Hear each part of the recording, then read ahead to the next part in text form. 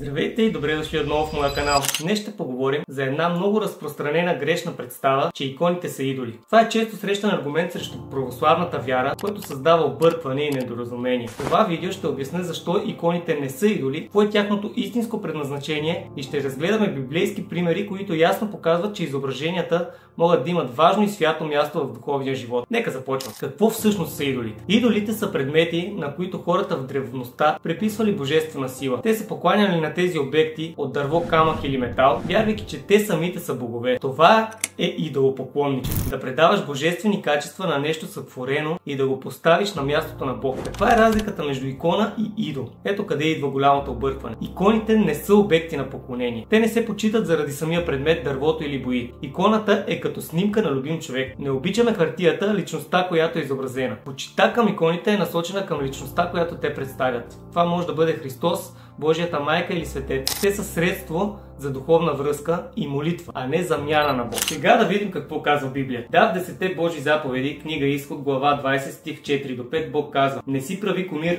и не им се покланяй. Това е забрана срещу идолите, изображения, които се обожествяват. Но Библията не забранява всякакви изображения. Напротив, на няколко места Бог сам заповядва изображенията. И тук идва важен пример. Например, медната змия. Книга Число, глава 21, стих 4 до 9. Когато израелтяните са оплаквали от Бога и Моисей в пустинята, Господ пратил отровни змии, които хапели хората. Народът се покаял и помолил за помощ. Тогава Бог дал необичайна заповед: направи змия от мед и я постави на прът. Всеки, който бъде ухапан и я погледне, ще остане жив. Моисей направил змия и я издигнал. Тези, които я поглеждали с вяра, били изцелявани. Тази змия не е имала магически сили. Изцелението идвало от Бога, но той използвал едно изображение, за да изрази милостта си. Това ни показва, че когато Бог реши, даден предмет може да се превърне в средство за духовно въздействие. Точно както иконите ни помагат да насочим сърцето си към Бог. Друг пример е ковчега на завета. Книга Изход, глава 25, стих 18 до 22. Свят предмет, в който били съхранявани скрижалите с Божия закон. Бог заповядал върху капака му да се изобразят два херовима от злато, ангелски фигури, обърнати една към друга. Те били поставени в света светих, най-святото място в храма. Това доказва, че изображенията не са по същество лоши. Те могат да бъдат израз на святост, когато са използвани според Божията воля. Сега ще отговорим на твърдението: в Библията не пише, че трябва да почитаме икони. Това е важен въпрос и заслужава ясен отговор. Наистина в Библията няма директна заповед да почитаме икони, но това не означава, че иконите са против Библията. Библията е източник на истината и основата на нашата вяра. Тя съдържа принципи, чрез които църквата, ръководена от света светих, е развила богослужението, молитвата и духовния живот. Иконите не противоречат на писанието. Напротив, те се вписват в духа му. Виждаме, че Бог допуска изображения, като примера с херовимите и змията, когато те водят хората към него. Почитането на иконите в православната църква не е култ към предмет, а е израз на почит към личността, изобразена на иконата.